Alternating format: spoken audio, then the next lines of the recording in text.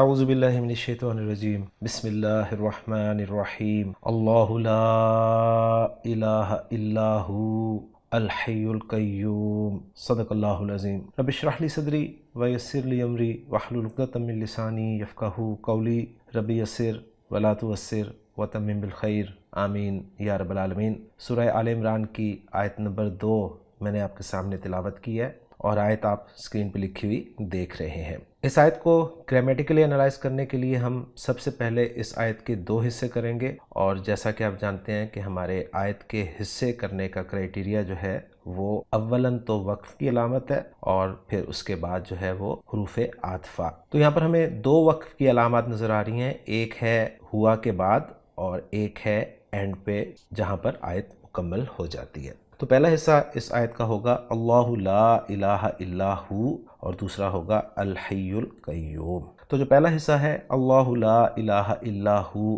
اس کو انالائز کرتے ہیں۔ سب سے پہلے ہم اس میں اسماء، افعال اور حروف کو کلر کریں گے، اور جیسا کہ آپ جانتے ہیں کہ اسم کو بلو کلر دیا جائے گا، حرف کو ریڈ کلر دیا جائے گا، اور فعل کے حروف مادہ کو گرین کلر دیا جائے گا، جبکہ ضمائر کے جو ہیں مختلف اقسام کی بنا پر مختلف کلرز ہوں گے۔ تو پہلا لفظ آپ کو نظر آ رہا ہے جو کہ اس میں جلالہ ہے، اللہ ہے، لہٰذا اس کو ہم بلو کلر میں کر دیں گے۔ اس کے بعد لا ایک حرف ہے اور یہ ریڈ کلر میں ہو جائے گا، اور اس کے بعد الہ جو ہے یہ اسم ہے، لہٰذا بلو کلر میں ہو جائے گا۔ اللہ حرف ہے اور ریڈ کلر میں، اور ہوا جو ہے ضمیر مرفوع منفصل ہے، اس لیے آپ کو یہ براؤن سے کلر میں نظر آ رہی ہے۔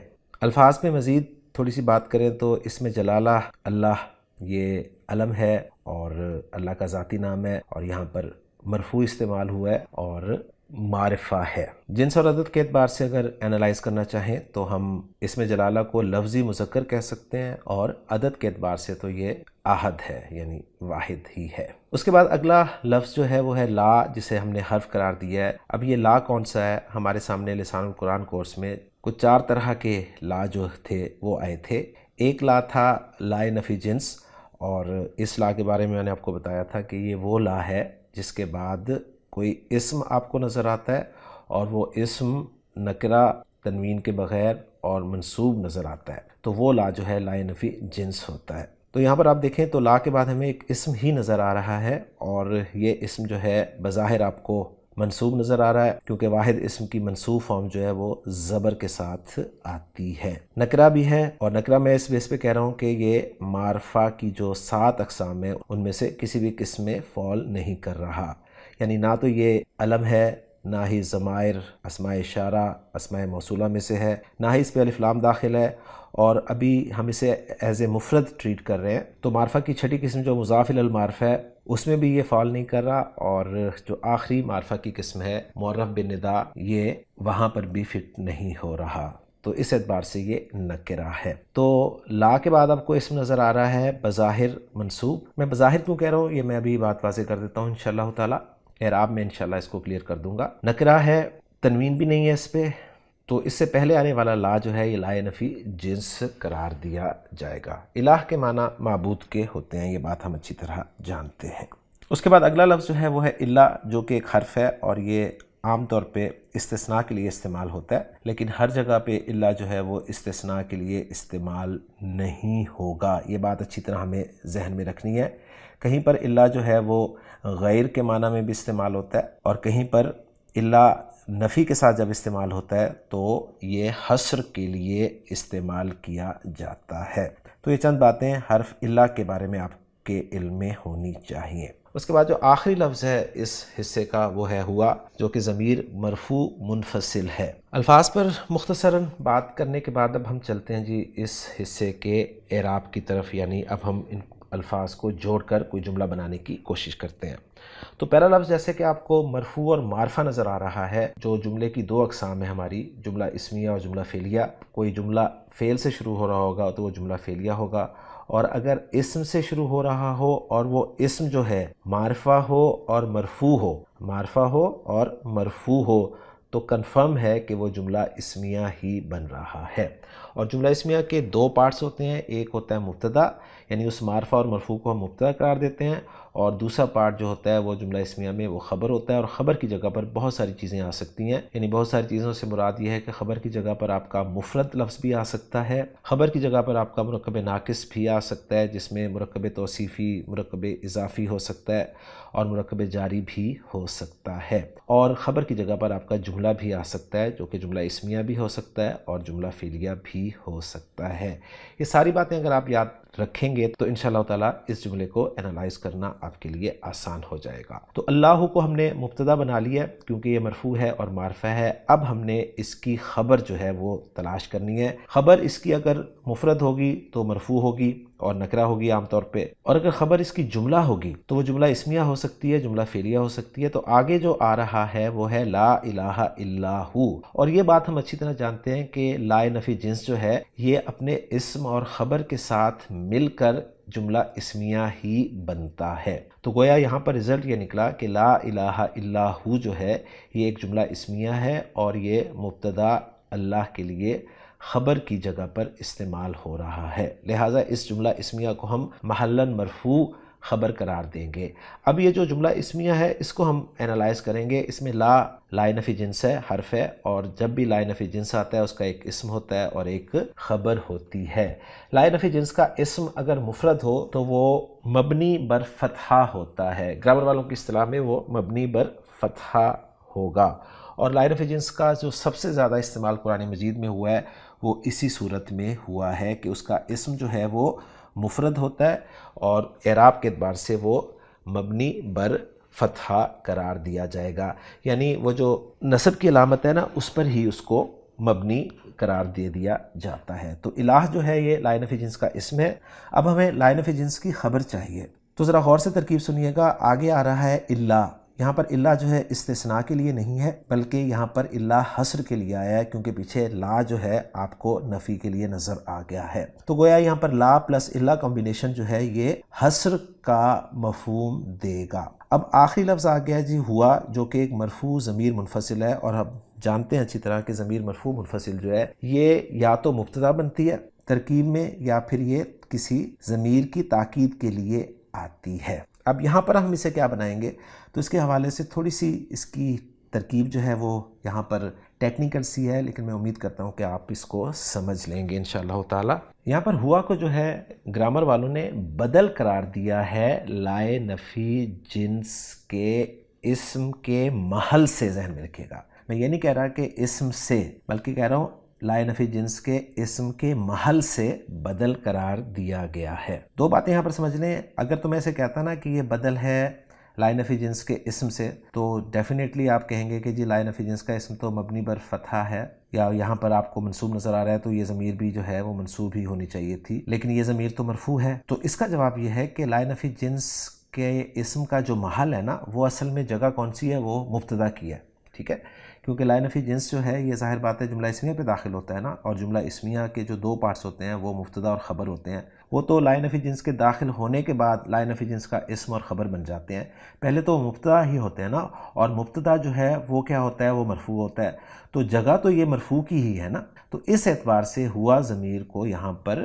بدل قرار دیا گیا ہے لائے نفی جنس کے اسم کے محل سے، یعنی یہاں پر یہ الہ سے ہی بدل ہے، لیکن الہ جو ہے اس کے محل سے بدل ہے، اور الہ یہاں پر محل کے اعتبار سے مرفوع ہے، ٹھیک ہے، کیونکہ جگہ جو ہے مرفوع کی ہے اصلاً، کیونکہ مبتدا کی جگہ پر یہ استعمال ہوا ہے اور مبتدا مرفوع ہوتا ہے۔ امید ہے بات اگرچہ ٹیکنیکل ہو گئی ہے لیکن آپ کو سمجھ میں آ جائے گی۔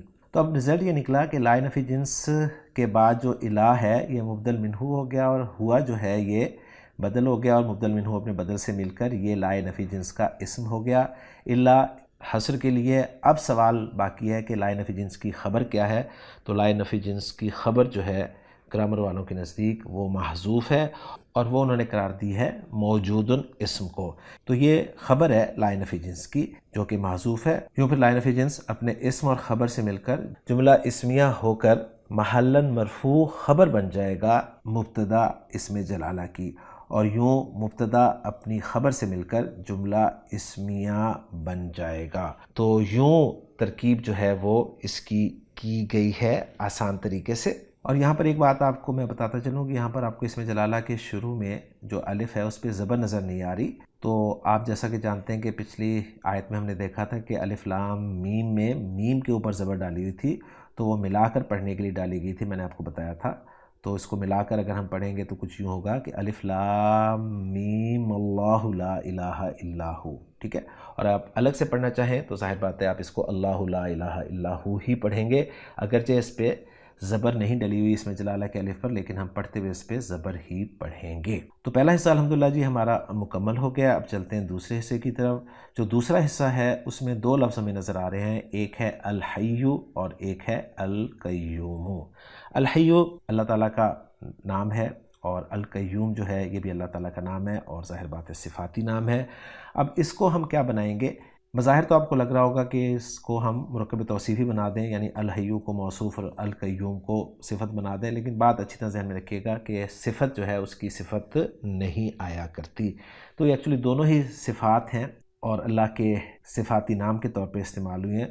تو آسان ترکیب تو اس کی یہ ہوگی کہ یہاں پر ہم ہوا جو ہے ایک مبتدا محذوف مان لیں، اور اس مبتدا کے لیے الحیو کو خبر اول بنا دیں اور القیوم کو خبر ثانی بنا دیں، اور پھر مبتدا ہوا محذوف جو ہے وہ اپنی دونوں خبروں سے مل کر جملہ اسمیہ بن جائے گا. تو یہ تو آسان سی ترکیب ہے. اگر آپ کے سامنے صرف یہی دو لفظ ہوں تو آپ یہی ترکیب بنا سکتے ہیں. تھوڑی سی ٹیکنیکل ترکیب یہ ہو جائے گی کہ اگر ہم پچھلے جملے میں اللہ کے لیے جو خبر بنا چکے ہیں لا الہ الا ہو، اس کو خبر اول قرار دے دیں، اور الحیو کو خبر ثانی اور القیوم کو خبر ثالث. گویا اللہ اسم جلالہ مبتدا اپنی تینوں خبروں کے ساتھ مل کر جملہ اسمیہ بن جائے گا. تو ایک ترکیب یہ ہو گئی. اور تیسری ترکیب جو اگلی آیت سے متعلق ہوگی وہ یہ ہوگی کہ الحیو القیوم کو ہم دونوں کو مبتدا بنائیں، اور جو اگلی آیت میں جملہ شروع ہو رہا ہے کہ نزل علیک الکتاب بالحق، اس کو ہم اس کے لیے خبر بنا دیں. لیکن ہم کوشش یہ کریں گے کہ جو ہمارے سامنے ٹیکسٹ موجود ہے ہم اس کو ہی سامنے رکھتے ہوئے جملوں میں ڈھالنے کی کوشش کریں. تو ہمارے سامنے جو ٹیکسٹ موجود ہے اس میں الحیو القیوم ہم آسانی کے لیے اسم جلالہ اللہ جو اس سے پیچھے والے حصے میں ہے اس کے لیے خبر ثانی اور خبر ثالث قرار دے سکتے ہیں. تو یوں الحمدللہ جی ہماری جو آیت نمبر 2 ہے سورہ آل عمران کی وہ مکمل ہو جاتی ہے. اس آیت کا گرامیٹیکل انالیسس جو ہے محمود صافی صاحب کی زبانی انشاءاللہ تعالیٰ میں آپ کے سامنے رکھ دیتا ہوں، اور وہ آپ سکرین پہ دیکھ رہے ہیں کہ اس کا اعراب محمود صافی صاحب نے کچھ یوں ذکر کیا ہے کہ اللہ جو ہے یہ لفظ جلالہ مبتدا ہے، مرفوع ہے، لا نافیہ للجنس ہے. الہ جو ہے اسم لا ہے اور یہ مبنی علی الفتح ہے فی محل نصب، اور خبر لا محذوف ہے اور تقدیرہ موجود، یعنی اس کا جو ہڈن ورڈ ہے وہ ہے موجود. الا اداتو استثناء قرار دیا انہوں نے. ہوا ضمیر منفصل مبنی فی محل رفع بدل من الضمیر المستقن فی الخبر. تو ایک رائے انہوں نے یہ دی ہے کہ جو خبر ہے نا اس میں ضمیر ہے، اس سے یہ بدل ہے. ٹھیک ہے. اور اسی کو وہ پوائنٹ نمبر 2 کے تحت ذکر کر رہے ہیں کہ یا یہ بدل ہے محل لا سے مع اسمہا و محلہ الرفع. وہی بات جو ہم نے کی تھی یہ یہاں پر کر دیا. یعنی اس میں ایک بات جو نہیں ہمارے سامنے آئی ہے وہ یہ ہے کہ ہم نے جو موجود خبر محذوف مانا تھا لفظ، اس میں جو ہوا کی ضمیر ہے، تو اسم الفاعل جو ہے آپ کو پتہ ہے اس میں فاعل کی ضمیر ہوتی ہے، اور اسم مفعول میں جو ہے وہ نائب فاعل کی ضمیر ہوتی ہے. تو وہ جو ضمیر ہے ہوا وہ اس سے بدل ہے یہ ہوا کا لفظ. تو یہ ایک نئی بات ہمارے سامنے اس ورکنگ میں آ گئی ہے، لیکن آسان وہی ہے کہ آپ اسے لا نفی جنس کے اسم جو ہے اس کے محل سے بدل مان لیں.